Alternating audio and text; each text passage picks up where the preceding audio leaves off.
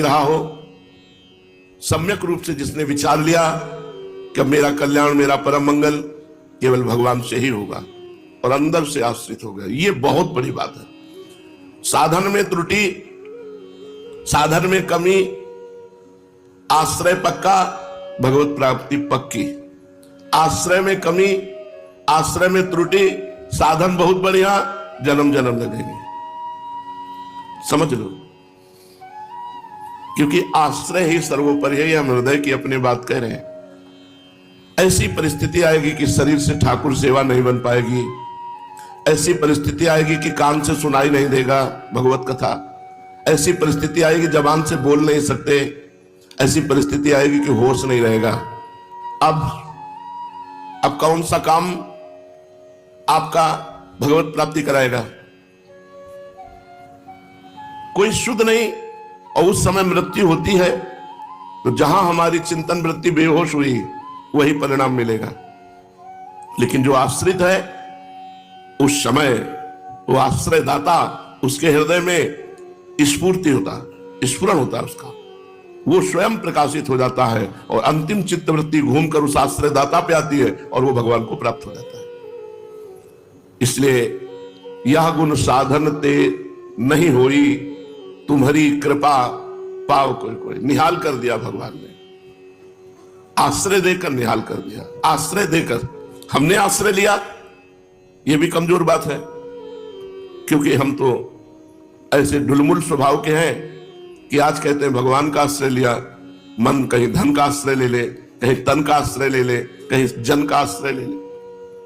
हमारा भरोसा नहीं कि हमने आपका आश्रय लिया है, आपने हमें आश्रय दिया है, ये बात आपको समझनी।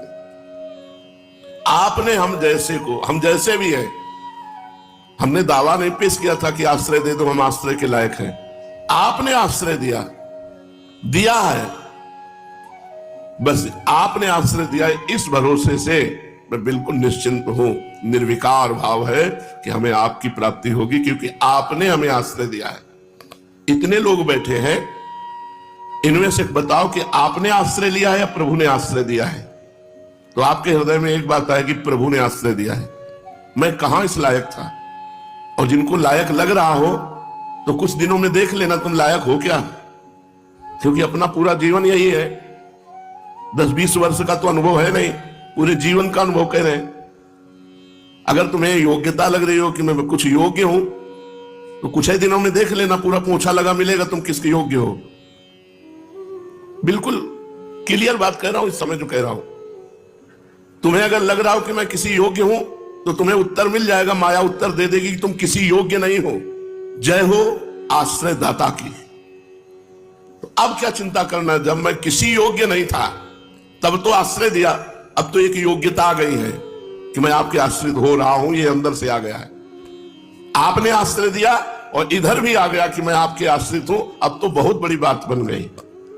भगवान के आश्रित हो जाने मात्र से समस्त दोष होते हुए भी वो भगवत प्राप्त हो जाता है। इसलिए सुनो, खूब साधन करो, खूब नाम जप करो, लेकिन भरोसा प्रभु का रखो। पता नहीं कैसी स्थिति हो कि हम नाम जप भी ना कर पाए, हम पुकार भी ना पाए। बड़ी विचित्र शरीर की स्थितियां होती हैं। कई कई दिन ऑक्सीजन में लोग पड़े रहते हैं बेहोश। उस समय हम क्या भजन कर पाएंगे? उस समय आश्रय तत्व काम करता है। जिसका आश्रय लिया है, जिसने आश्रय दिया है, वही उस जीव का स्मरण बनता है और वही उसको परम पद की प्राप्ति कराता है। इसलिए सबसे प्रार्थना है, ये विनाशी शरीर है, कब घटना कौन सी घट जाए कुछ पता नहीं। पूर्व अभ्यास भजन का नहीं किया तो क्या भजन हो सकता है? नहीं। पूर्व अभ्यास, शास्त्र श्रवण, कथा वार्ता, तो आप क्या पढ़े पढ़े कथा सुनने का मन करेगा? वही दुख का चिंतन। अब गुदा द्वारा सिल दिया गया, साइड से मल निकल रहा है, कितना भयंकर कष्ट है। आश्रय प्रभु का है नहीं, क्योंकि जीवन भर खान पान, मौज मस्ती, रुपया पैसा, सरकारी नौकरी, सब व्यवस्था रही, तो आश्रय भोगों का रहा, भगवान का आश्रय। धन्य हो आप लोग जिनके हृदय में भगवत आश्रय जागृत हो गया है। आश्रय का मतलब समझ रहे हो? हम किसी साधन पक्ष में नहीं बोल रहे। आश्रय पक्ष अंदर की बात है, जबान से कहने की नहीं कि हमारे माई श्यामा जी को राज, ये अंदर की बात। अंदर है कि प्रियाजू परम शीतल आश्रयामि, मैं आपके चरणों के आश्रित हूं। मेरे बनाए ना बनेगी कोटि कल्प लो, आपके बनाए बनेगी पल पाव में। आप चाहें तो एक गिरे हुए इंसान को महात्मा बना दें, जिसे कोई यह भी नहीं कह सकता कि ये धर्म का भी जानता है क्या, वो धर्म का प्रवचन करने वाला बन सकता है। आप चाहें तो समस्त अवगुणों से युक्त होता हुआ भी वो समस्त सद्गुणों को प्रकाशित करने वाला बन जाए। मसकई करें बिरंची अज अजय मसकते ही, ब्रह्मा को मच्छर बना दे, मच्छर को ब्रह्मा बना दे। जो चेतन का जड़ करई जड़ई करई चैतन्य, अस समर्थ रघुनाथ है भजय जीव ते धन्य। जो चेतन को जड़ कर दे, जड़ को चैतन्य कर दे, ब्रह्मा को मच्छर बना दे, मच्छर को ब्रह्मा बना दे, कर तुम अकर तुम अन्यथा कर तुम सर्व समर्थ, वो प्रभु हैं जिनका हमने आश्रय लिया है। बिल्कुल फ्री होकर विचार कीजिए, क्या आप में सामर्थ्य है कुछ? थोड़ी देर विचार, हमारे विचारों में विचार मिलाते हुए हम आपको विचार देते जा रहे हैं, उसमें आप मिलाते जाइए। एक रोम टूट के गिर पड़ा, क्या आप दोबारा उसको लगा सकते हैं? तो आपके सामर्थ्य बिल्कुल नहीं है। आप सामर्थ्यहीन हो, केवल अहंकार को राग है तुम्हारे पास। क्या आप अपने शरीर को सुरक्षित रख सकते हो दवाइयों के द्वारा, विविध विज्ञान प्रणालियों के द्वारा? नहीं रख सकते। तुम्हारी सामर्थ्य क्या है? हम ये तुम्हें ज्ञान करा, तुम्हारी सामर्थ्य क्या है? बोले हम देख सकते हैं तो प्रभु की सामर्थ्य से, हम बोल सकते हैं तो प्रभु की सामर्थ्य से। ठीक है, सामर्थ्यहीन आप हो, पहले ये निश्चय करो। आप में सामर्थ्य कोई हो तो हमें बताओ, कोई सामर्थ्यवान हो तो हमें बताओ कि हमें सामर्थ्य है, तो हम आपको दिखाएं कि तुम सामर्थ्यहीन हो, तुमने बिल्कुल सामर्थ्य नहीं। तुम्हें जो सामर्थ्य है वो भगवान की सामर्थ्य है, वो आत्म तत्व की सामर्थ्य है। फिर हमारे अंदर जो ये राग है परमार्थ का भी, कि हम कुछ करके बनेंगे। अब इस पर जरा विचार करो, तुम क्या कर सकते हो? तुम जो कुछ कर सकते हो अपना बुरा कर सकते हो। अहंकार विमूढ़ात्मा करता हमिति मन्यते, मैं ऐसा कर लूंगा, मैंने ऐसा किया, मैं ऐसा कर सकता हूं, ये मूढ़ता है अहंकारी पुरुष की। एकमात्र परमात्मा शक्ति ही संचलित हो रही है। आप परमात्मा के अंश हो, आप में जितना पावर हो सब परमात्मा का पावर है। दूसरी बात, हमारे अंदर जो अवगुण है वो कहां से है? हमारे अंदर अवगुण जो है, दुराचार प्रवृत्ति, पापाचार प्रवृत्ति, गलत आदतें, गलत आकर्षण, कहां से है? तो एक शब्द बोलेंगे, अज्ञान से। अज्ञान से, अज्ञान का ही नाम माया है, उसी का नाम अविद्या है, वही मोह है, वही अंधकार है। ये किसकी है? ये अज्ञान की वृत्ति, अविद्या, अस्मिता, ये माया, ये है किसकी? भगवान की। आकर्षण किसका? माया का। माया किसकी? भगवान की। तो आप में अब सामर्थ्य क्या रह गई? एक भगवान की माया शक्ति ने अनंत ब्रह्मांडों की रचना करके सबको फंसा रखा है। एक ही रास्ता केवल है, भगवान की शरणागति। अभी समझ में ना आवे तो जब समझ में आवे तब समझ लेना, हम अपना समय व्यतीत कर रहे हैं। हमें भरोसा इसका नहीं है कि हम प्रवचन कर लेते हैं तो हमें भगवत प्राप्ति हो जाएगी, हम नाम कीर्तन कर रहे हैं तो भगवत प्राप्ति हो जाएगी। आज कर रहे हैं, कल हमारी ऐसी स्थिति हो सकती है कि हम नाम उच्चारण भी ना कर पावे तब, और भगवत प्राप्ति अंतःमति सोगति, और अंत में हमारी ऐसी स्थिति हो कि कफ पित्त बात सब भरा हुआ है, कोई स्मरण नहीं, कोई शुद्ध नहीं, बिल्कुल मुर्दा जैसे पड़े जीवित। अब उस समय हम क्या कर सकते हैं? उस समय हमारा आश्रयदाता, जिनकी हमने शरणागति ली है, जिन्होंने अपने चरणों का आश्रय दिया है, उस समय वो हमारी स्मृति बनते हैं, हमारा अंतिम फाइनल मंगलमय होता है। इसलिए साधन करो। साधन नहीं करोगे तो गंदी बातों में फंस जाओगे, असाधन फंसा लेगा। लेकिन भरोसा प्रियाजू का रखो, साधन का नहीं, क्योंकि साधन एक क्रिया है, क्रिया आदि और अंत वाली है, और भगवत प्राप्ति अनंत है, वो अनंत से ही होती है, वो आद्यंत वाली क्रियाओं से नहीं होती है। जब क्रियाओं से नहीं होती तो फिर हम अपनी परीक्षा क्यों लें कि हम गलत है कि सही, हम कितने श्रेष्ठ साधक हैं या लघु साधक हैं? कोई चिंतन नहीं, बस प्रियाजू के आश्रय का चिंतन। समय व्यतीत कर रहा हूं, सत्संग सुनकर, नाम जप, नाम कीर्तन, भगवत कथा, लीला वार्ता, सेवा, ये हमारे समय का सदुपयोग है। लेकिन मेरा फाइनल इससे नहीं है, फाइनल प्रियाजू की कृपा से है। तुम्हारी कृपा तुम्हें रघुनंदन, जाने भगत भगत उर चंदन। ये बात मान लो, ये हम हृदय के उद्गार प्रकट करते हैं इसलिए कि ये पूरे जीवन की कमाई है। जिसे तुम प्रवचन समझ रहे हो, ये पूरे जीवन की कमाई है, ये फाइनल है।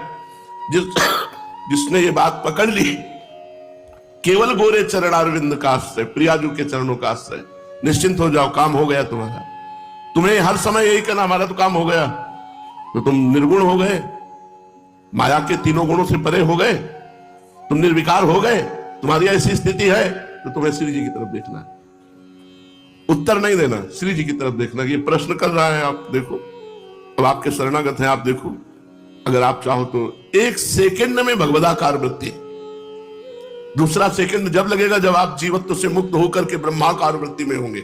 ऐसे कृपालु प्रभु है। और हम कोशिश करें तो जन्म जन्म रगड़ते रहे तो भी वृत्ति नहीं आएगी, इसलिए हम भगवद आश्रित हो जाते हैं। आश्रय सबसे बड़ा तत्व है, आश्रय सबसे बड़ा ठिकाना है, आश्रय सबसे बड़ा निर्भय, निश्चिंत, निशोक कर देने वाला है।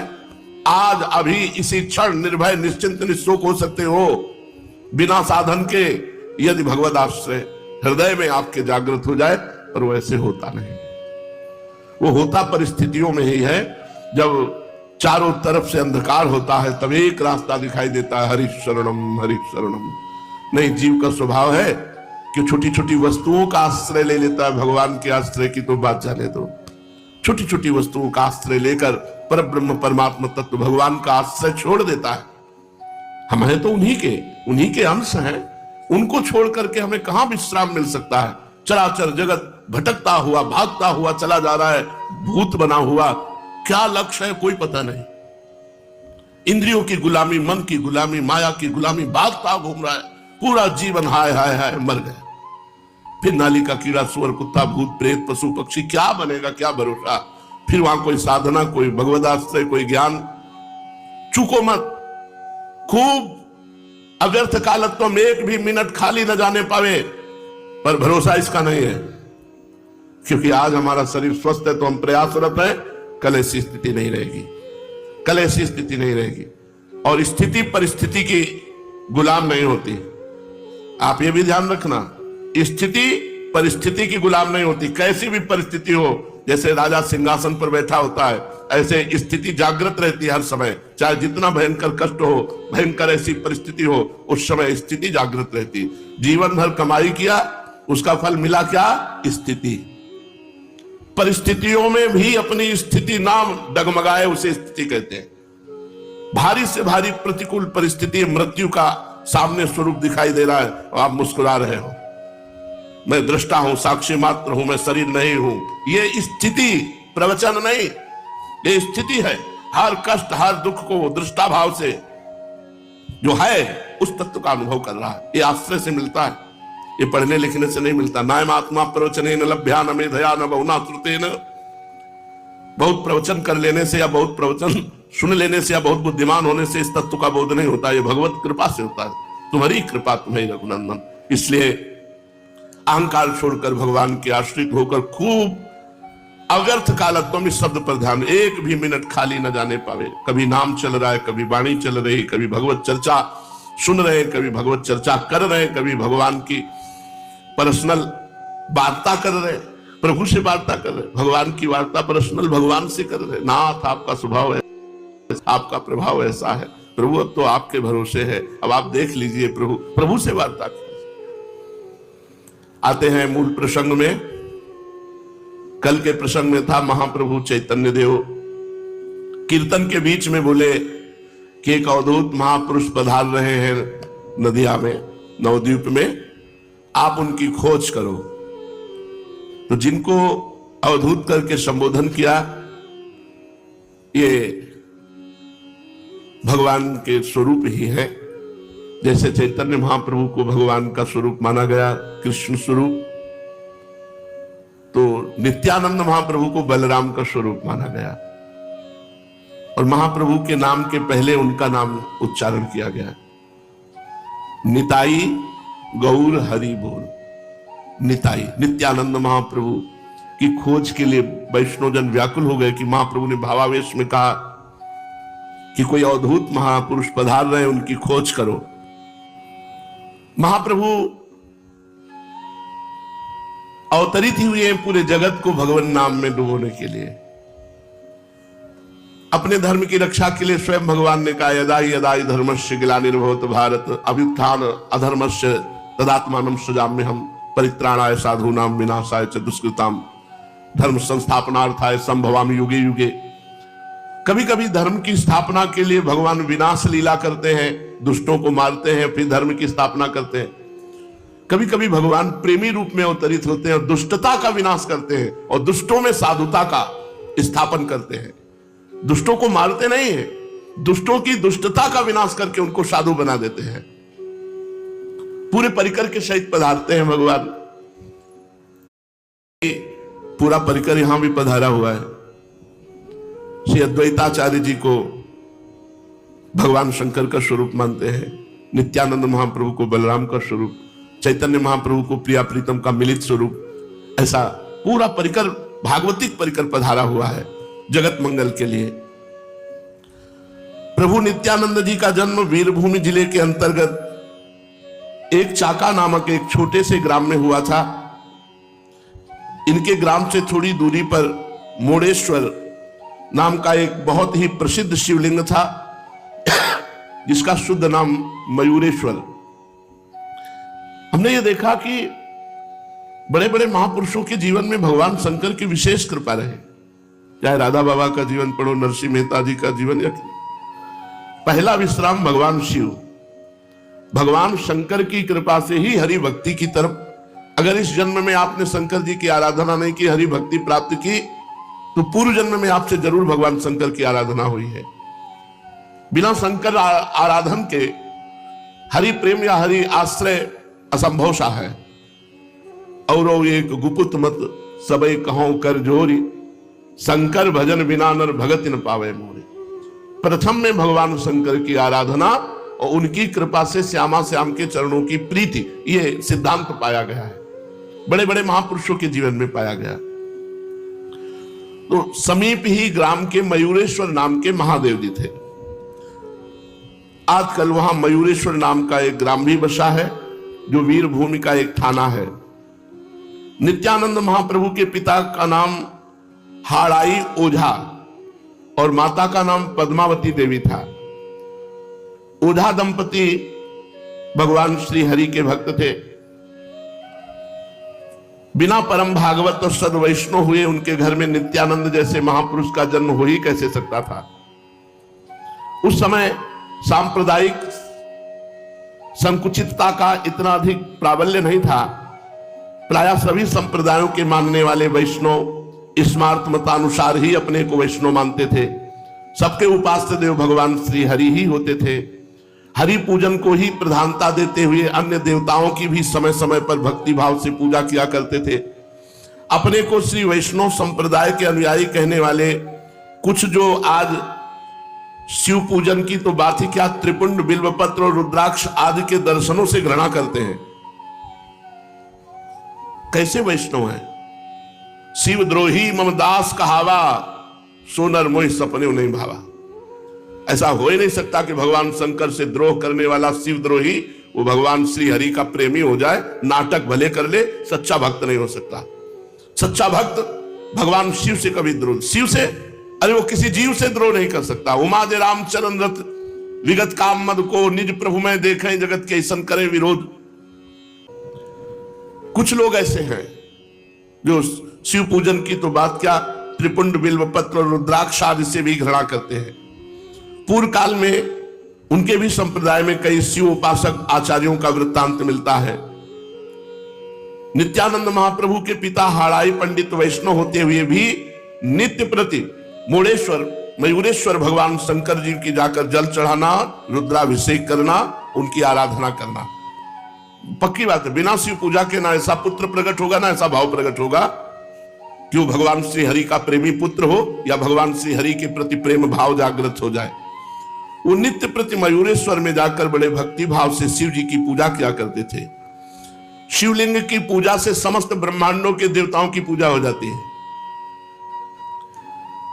हड़ाई पंडित के वंश में सदा से पुरोहित वृत्ति होती चली आई थी, इसलिए वे थोड़ी बहुत उपरोहिती भी कर लेते थे।